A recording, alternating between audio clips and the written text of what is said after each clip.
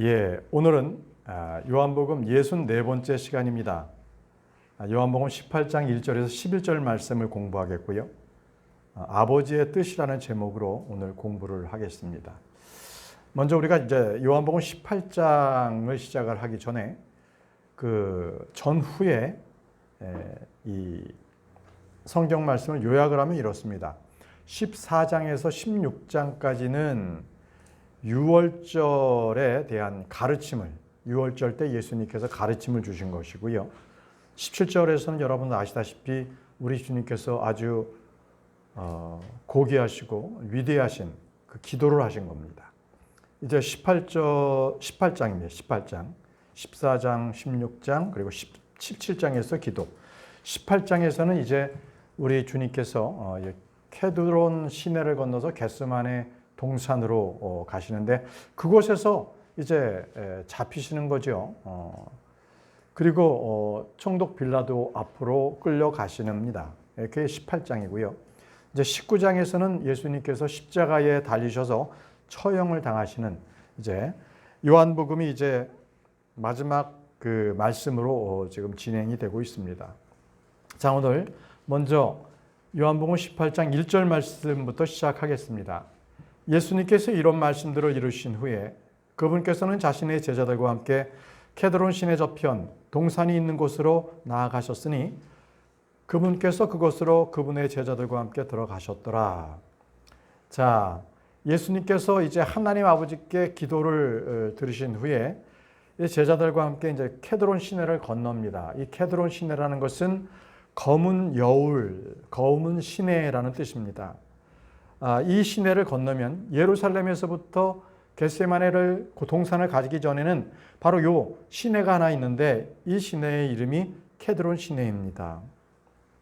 이제 예수님께서는 겟세마네 동산으로 가실 때에 이제 제자들을 데리고 이제 가셨습니다. 그런데 이 예루살렘에서 이 겟세마네 동산으로 가시는 바로 이것은요, 바로 예수님께서 우리를 위한 속죄제를 드리기 위해서 가신 것이다라는 것을 우리는 레위기를 통해서 그 예표를 알 수가 있어요. 그냥 예루살렘에서만 계셔도 되는데 왜 예수님께서 겟세마네 동산으로 굳이 가셨는가? 그것은 속죄 제물은요, 바로 성전 밖에서 죽임을 당하게 되어 있습니다.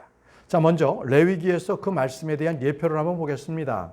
레위기 4장 21절에 그런 다음에 그는 그 숫송아지를 진영 밖으로 데려나가 그가 첫 번째 숫송아지를 태웠듯이 그를 태울지니라. 그것은 회중을 위한 죄업물이라 이렇게 됐죠. 자, 회중을 위해서 그 송아지를 밖에 진영 밖으로 나가서 태우라는 거예요. 태운다는 건 뭡니까? 바로 지옥의 뜨거움을 나 대신에 동물들에게 전가한 거죠.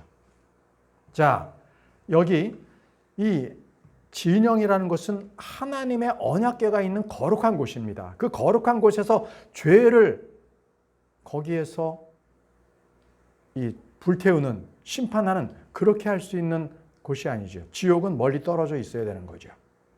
자, 예수 그리스도께서는 우리 모든 죄를 담당하시고 죄원물이 되셨습니다. 그래서 히브리서에서는 이렇게 기록하고 있어요. 히브리서 13장 12절에 이런 이유로 예수님께서도 친히 자기 자신의 피로 백성을 성결하게 구별하시고자 성문 밖에서 순환을 겪으셨느니라. 성문 밖에서 순환을 겪으셨습니다. 죽임을 당하셨다는 거죠. 성문 밖에서 십자가에 못 박혀 죽으셨다는 겁니다. 성전안이 아니라 성전 밖입니다. 자, 다시 우리 본문 말씀으로 돌아가서 2절 보겠습니다. 요한복음 18장 2절. 그리고 그분을 배반한 유다 역시 그 장소를 알았더라. 자, 이제 예수님께서 계신 곳 겟세마네 동산을 자주 이용하셨기 때문에 바로 유다도 그걸 알고 있었어요. 그래서 예수님을 잡으려면 어디로 가는지를 유다는 잘 알고 있었지요. 이는 예수님께서 수시로 그분의 제자들과 함께 그곳으로 모였기 때문이라. 자, 유다는 그 겟세마네를 동산을 잘 알고 있었습니다. 그래서 예수님께서는 유다 이스카리ot에게 이렇게 먼저 말씀하셨어요. 요한복음 13장 27절에 그리고 그 빵 조각을 따라 사탄이 그의 안으로 들어갔더라. 그때 예수님께서 그에게 말씀하시기를 내가 하는 그 일을 속히 행하라 하셨느니라. 내가 하는 그 일을 속히 행하라. 바로 유다 이스카리오에게 지금 내가 배반을 해야 될 때야. 너는 나를 배반하고 싶은 마음이 바로 사탄이 내게 들어와서 있잖아. 바로 그 일을 속히 행하라. 이렇게 말씀을 하신 거죠. 자, 이 마태복음에서는 이 장면을요, 더 아주 구체적으로 기록을 하고 있습니다. 마태복음 26장인데요. 거기에는 주님께서 베드로와 야고보와 요한 이렇게 셋만을 데리고 이 겟세마네 동산 가시고 그리고 그들을 거기에 동산에 남겨두시고 조금 떨어져서 기도하시는 장면이 나오거든요. 마태복음 26장 38절 말씀을 보십시오. 마태복음 26장 38절. 그때 그분께서 그들에게 말씀하시기를 내 혼이 극도로 슬픔에 차서 죽을 지경이라. 너희는 여기서 머무르고 나와 함께 깨어있으라 하시니라. 자, 여기서 예수님께서 기도하시는 데에 내 혼이 극도로 슬픔에 차서 죽을 지경이라고 말씀을 하십니다. 제자들에게는 너희는 여기서 머물러서 나와 함께 기도해 달라고 그렇게 말씀을 하시지요. 어떻게 예수님께서는 그분의 혼이 극도로 슬픔에 차서 죽을 지경이 되었습니까? 그것은 바로 주님께서 기도하시면서 바로 지옥을 몸소 체험하시는 겁니다. 바로 지옥을 체험하신 것은 그분의 혼입니다. 그래서 예수님께서는요, 그분의 혼이 죄를 위해서 한 속죄제물이 되신 거예요.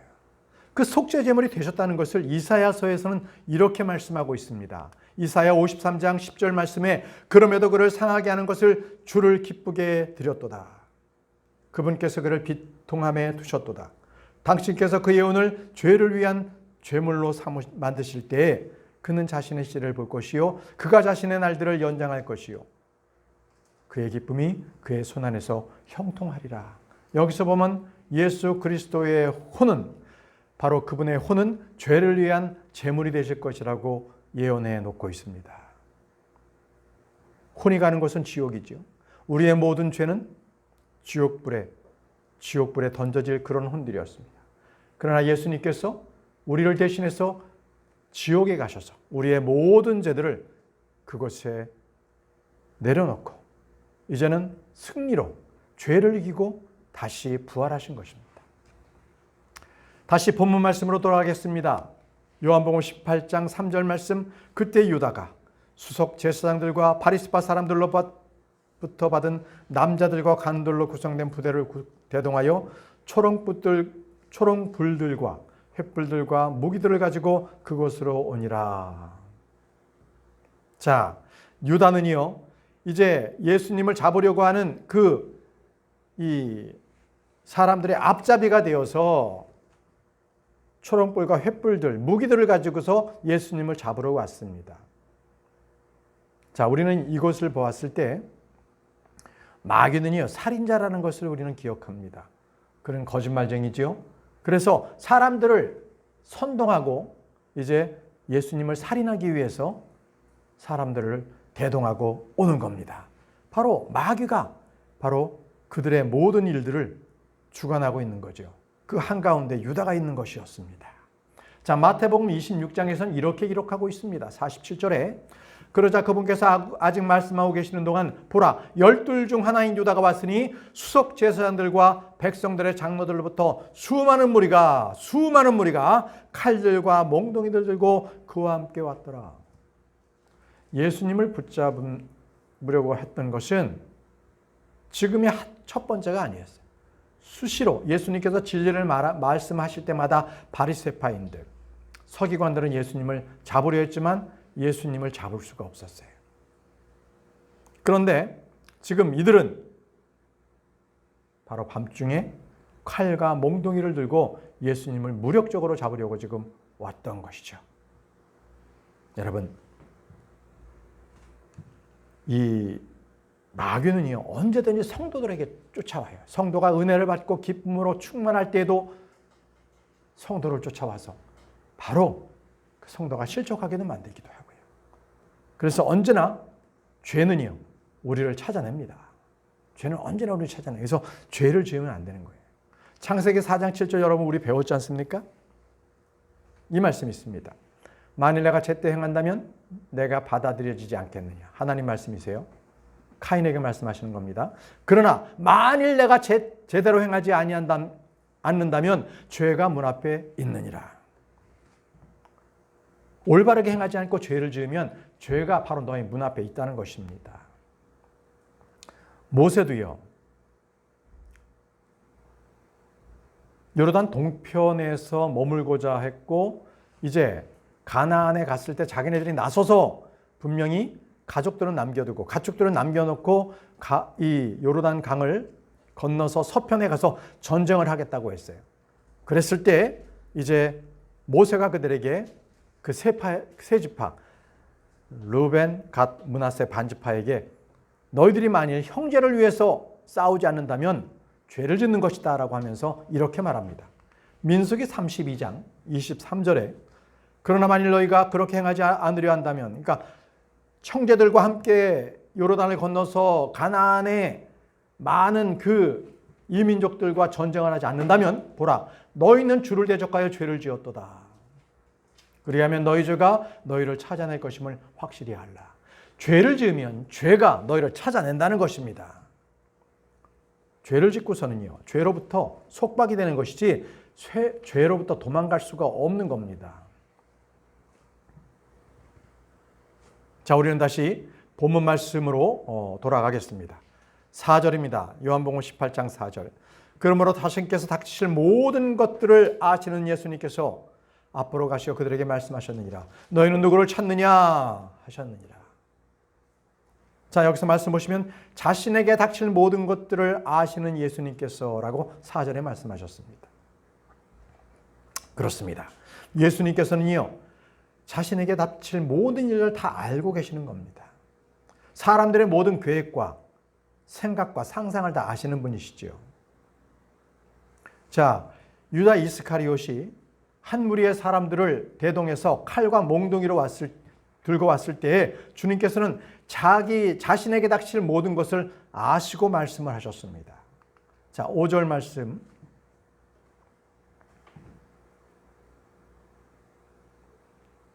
그들이 그분께 나사렛 예수라고 대답하였더라. 자, 그들이 찾는 자들은 나사렛 예수였습니다. 예수님께서 그들에게 대답하시기를 그가 나니라 하시니라. 그리고 그분을 배반한 유다 또한 그들 곁에 섰더라. 자, 그들이 찾는 자들은 나사렛 예수였습니다. 나사렛 예수는 나사렛이라는 시골 지방에 예수라는 사람을 찾고 있는다는 것입니다. 이들은 그리스도시요 주님이시요 메시아를 찾는 게 아닙니다. 진리요 생명 대신 바로 하나님의 아들을 찾는 것이 아니라 그저 한낱 저 시골 촌구석에서 태어난 예수라는 나사렛 동네에서 태어난 예수라는 사람을 찾고자 했던 것입니다. 그들은 한결같이 믿음이 없었던 겁니다. 주님은 말씀하십니다. 그가 나니라. 그가 나니라. 여러분, 그가 나니라 라고 했을 때 바로 I am 이라고 하십니다. I am. 바로 주님께서는 마지막까지도요. 자신이 하나님이심을 말씀하신 겁니다. I am, 나는 그가 나니라 라는 것은 출애굽기 3장 13절에서 14절 말씀에 하나님께서 I am that I am 이렇게 말씀하셨죠. 여기서 모세가 하나님께 말씀하셨어요. 나를 보내신 그분이 누구냐고 한다면 제가 무엇이라고 말씀을 우리 백성들에게 이야기해야 합니까? 라고 했을 때 우리 하나님께서 말씀하셨어요. 나는 곧 나니라. I am that I am. 나는 길이요. 나는 진리요. 나는 생명이요. 나는 영원한 너희들의 위로자가 될 것이요. 반석이다. 바로 이렇게 I am이라는 것은 하나님이라는 겁니다. 하나님. 주님께서 말씀하신 거죠.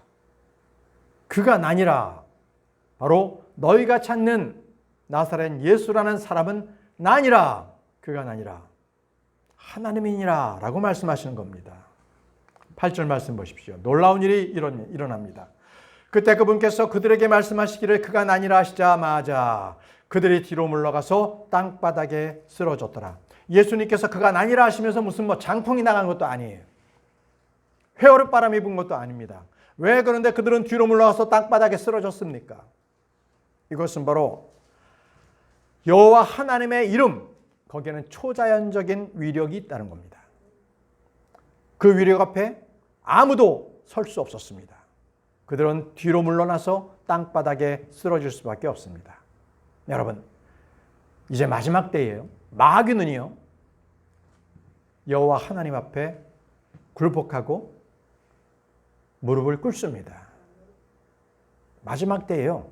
바로 그 원수가 예수 그리스도의 발받침 아래 놓이게 되는 겁니다. 바로 이것이 바로 하나님의 말씀의 하나님의 이름 자체의 그 위력인 거예요. 사람들이 뒤로 물러나서 땅바닥에 쓰러졌습니다. 자, 요한복음 18장 7절 말씀 보겠습니다. 본문입니다. 그때 그분께서 그들에게 다시 물으시기를 너희는 누구를 찾느냐 하셨느니라. 그러자 그들이 말씀드리기를 나사렛 예수라 하였더라. 너희는 누구를 찾느냐라고 했습니다. 여러분, 그들은 예수님을 죽이고자 예수님을 찾았습니다. 이전에 주님께서 사람들에게 이렇게 물으셨습니다. 마태복음 11장 7절에서 9절 말씀 보시면요, 요한에 대해서 말씀하실 때 이렇게 말씀하십니다. 이에 그들이 떠나자 예수님께서 무리들에게 요한에 관하여 이렇게 말씀하기 시작하셨느니라. 너희는 무엇을 위하여 무엇을 보기 위해 광야로 나갔더냐? 무엇을 보기 위해 광야로 나갔더냐? 바람에 흔들리는 갈대더냐? 아니면 너희는 무엇을 보기 위해 나갔더냐? 부드러운 의상을 옷 입혀진 남자더냐? 보라, 부드러운 옷을 입은 자들은 왕들의 집들에 있느니라. 아니라면 너희는 무엇을 보기 위해 나갔더냐? 예언자냐? 맞도다. 내가 너에게 말하노니 그런즉 예언자 그 이상이라. 바로 그 예언자 이상이라는 바로 그가 요한이라는 거예요. 요한을 보기 위해서 너희는 광야로 나갔다는 거예요. 부드러운 옷을 입은 사람은 왕의 집에 있지 저 광야에 있지 않다는 거죠. 바로 너희들은 요한이 바로 예언자이기 때문에 그를 만나러 광야로 갔다라고 말씀하고 계십니다. 여러분, 우리는요, 진리를 찾아 나가야 합니다. 우리는 진리를 찾아 주님을 찾아야 합니다. 그러나 불쌍하게도 대부분의 사람들은요, 주님을 찾지 않습니다. 주님을 구하지도 않습니다. 문제는요, 주님을 구하지 않았을 때 그들이 그 상태로 있는 것이 머물러 있는 것이 아니라 그들은 결국은 멸망하게 된다는 것이 문제입니다.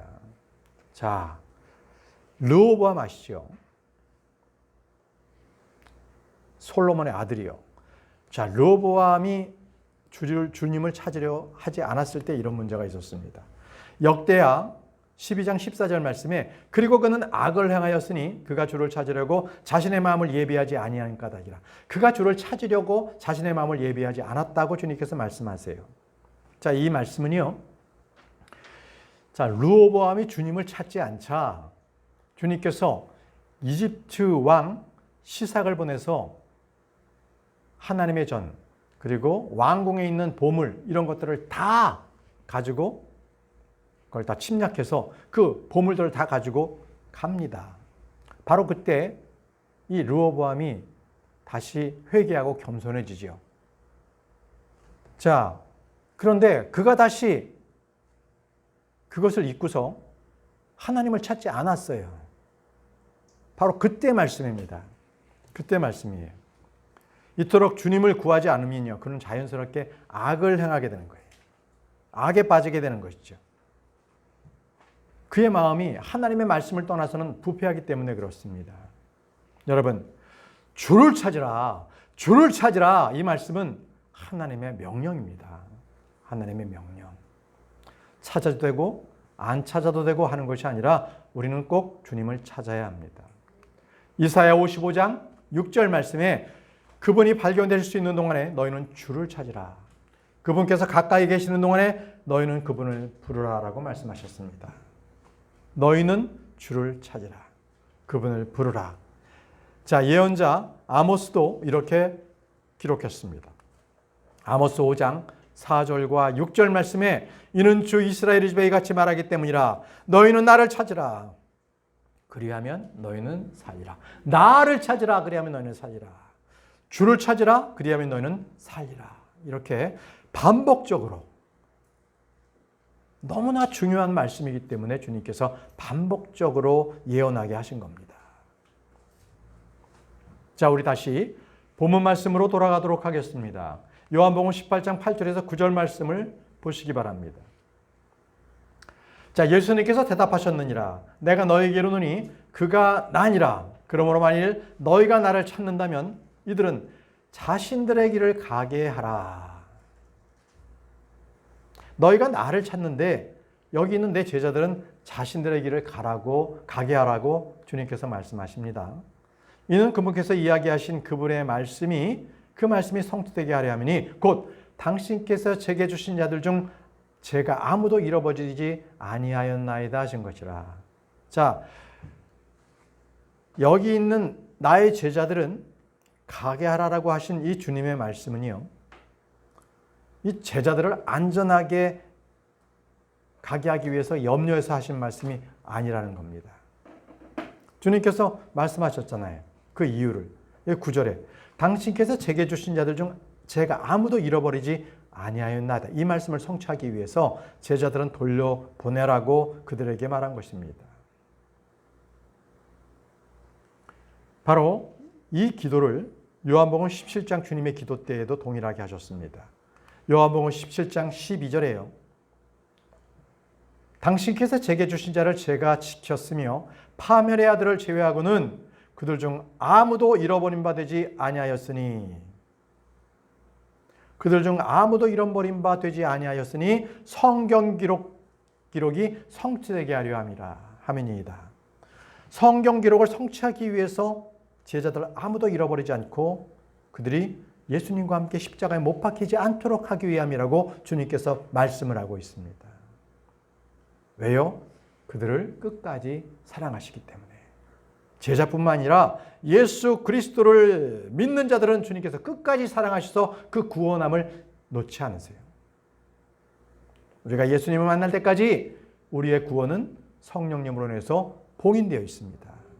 자, 주님께서 우리를 끝까지 사랑하십니다. 요한복음 13장 1절 말씀에 예수님께서 세상 속에 있는 자기 자신의 사람들을 사랑하셨으니 그분께서는 그들을 끝까지 사랑하셨느니라. 그분께서는 그들을 끝까지 사랑하셨다고 말씀하십니다. 여러분, 예수님께서 그들을 붙들지 말라, 그들은 그들의 길을 가게 하라 라고 하신 것은요, 또 한 가지 이유가 있었습니다. 그들이 체포되어서 예수님과 함께 십자가에 달려서는 안 되는 또 하나의 귀중한 의미가 있어요. 그것은 구약의 한 규례를 성취하기 위함이에요. 구약의 규례를 성취한다. 예수님의 모든 이 말씀과 일거수일투족은 예언에 성취해 있거든요. 자, 그 규례는 이렇습니다. 레위기 16장 17절 말씀에 그리고 그가 속죄를 이행하려고 거룩한 처소 안으로 들어갈 때는 그가 자신을 위하여 자신의 집을 위해서와 이스라엘의 온 회중을 위해서 속죄를 이행하고 밖으로 나올 때까지 아무도 회중의 성막 안에 있지 않도록 할지니라. 자, 속죄를 이행하려고 대제사장이 성막 안으로 들어갈 때 그때는 아무도 함께 있지 못하도록 주님께서 말씀해 두셨어요.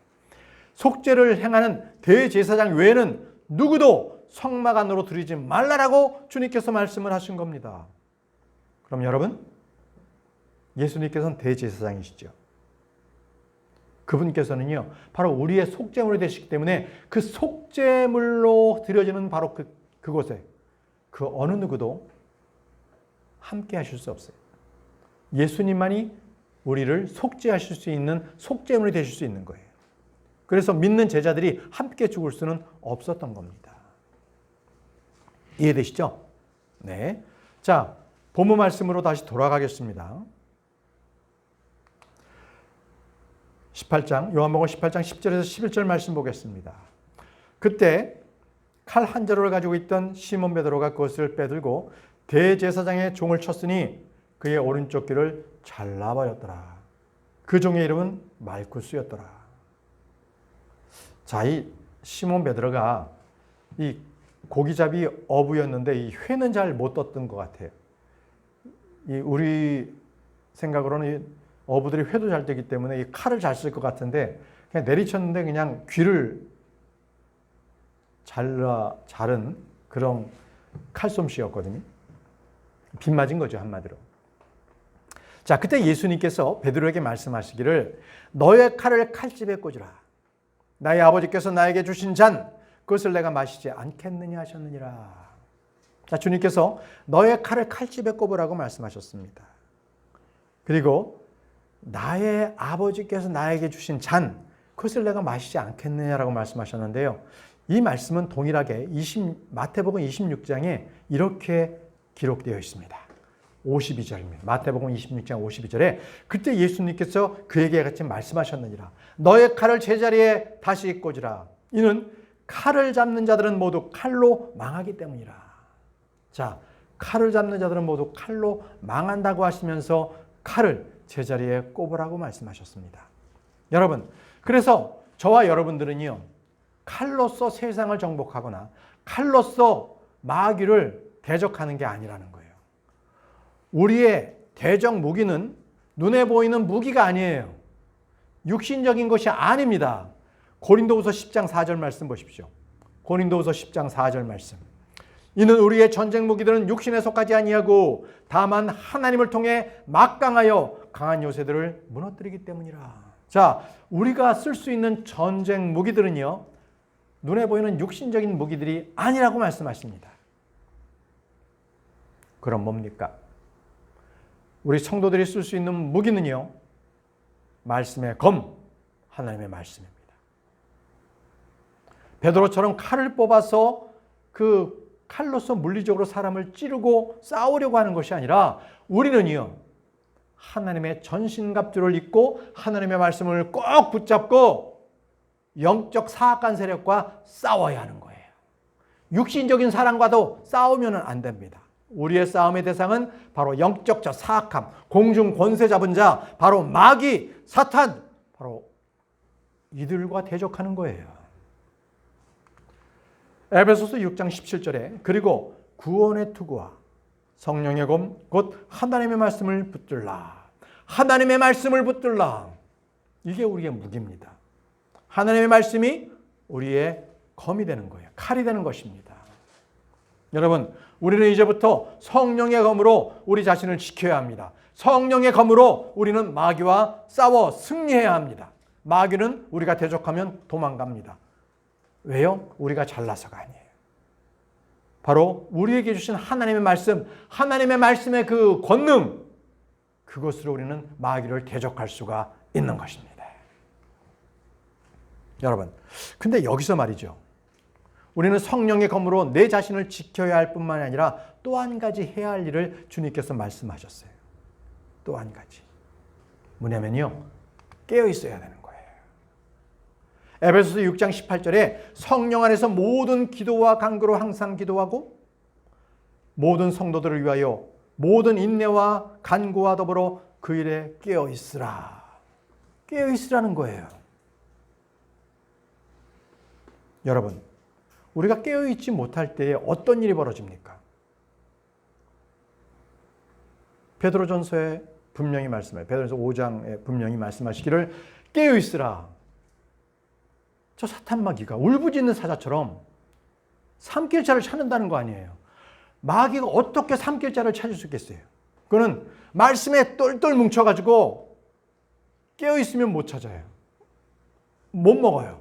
그런데 무리 중에서 항상 뒤떨어져 있는, 그죠? 사자가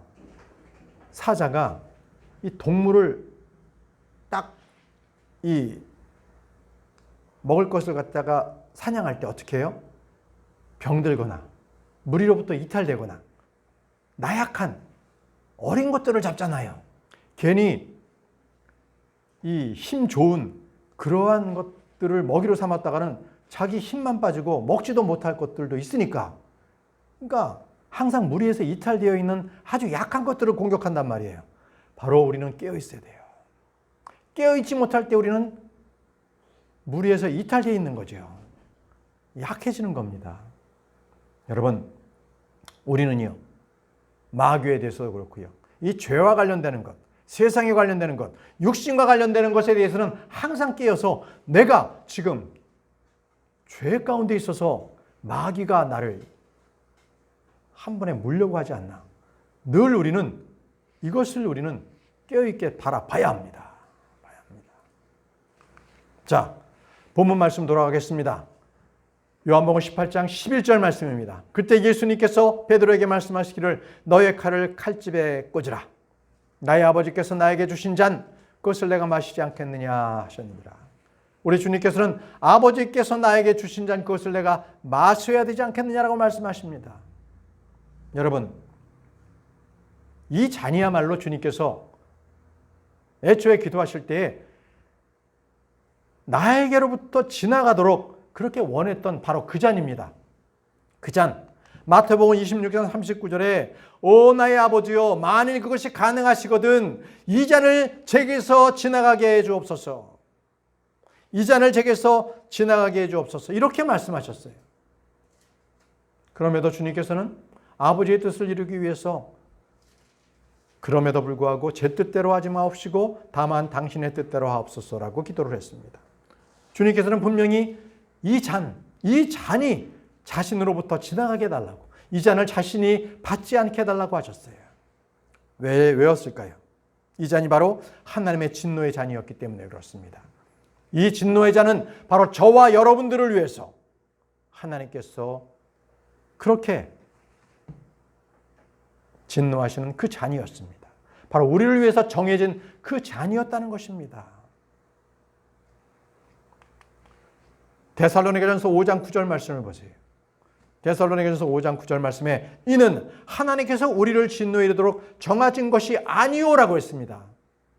그 진노의 잔을 주님께서는요, 우리를 위해서 정해놓은 것을 우리를 위해서 정해놓지 않도록 예수 그리스도께 전가하신 것입니다. 그 진노의 잔을 예수님께서 대신 받도록 정해놓으셨어요. 그래서 우리를 진노에 이르도록 정하신 것이 아니라고 주님께서 이렇게 데살로니가전서에 주님께서 말씀하신 거죠. 여러분, 하나님께서는 우리를 진노의 잔으로서 멸망에 빠지는 것을 원치 아니하시는 분이십니다. 그것이 바로 아버지의 뜻이에요. 여러분, 아버지의 뜻은요, 헤아릴 수 없는 지혜입니다. 아버지의 뜻은요, 그 지식과 그 부유함은 너무나 놀랍습니다. 우리가 그래서 하나님을 알면 알수록 그분의 그 놀라우신 지혜, 그분의 지식에 우리는 감탄할 수밖에 없어요. 감사할 수밖에 없는 겁니다. 자, 오늘 마지막 말씀입니다. 로마서 11장 33절에서 36절 말씀입니다. 오 깊도다 하나님의 지혜와 하나님의 지식에 모두에 부여하시며 과연 그분의 판단들은 헤아릴 수 없으며 그분의 지나간 길들은 차단할 수도 없도다. 그러므로 누가 주의 생각을 알았느냐? 아니면 누가 그분의 좋은 자가 되었느냐? 아니면 누가 그분께 먼저 드린 적이 있느냐? 그것이 누구에게 갚아지겠느냐? 이는 모든 것들이 그분으로부터 나와 그분을 통하여 그분께로 가기 때문이라. 그분께 영원토록 영광이 있기를 바라노라. 아멘. 여러분, 예수 그리스도께서 받으셨던 그 진노의 잔은 바로 우리를 위한 진노의 잔이었습니다.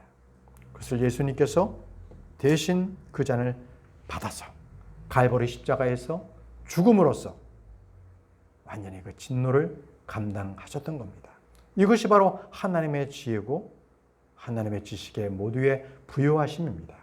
여러분, 이 은혜를 아시는 분들은 우리의 삶을 통해서 항상 주님께 감사하고 주님께 영광과 존귀를 올려드리기를 원합니다. 기도하겠습니다.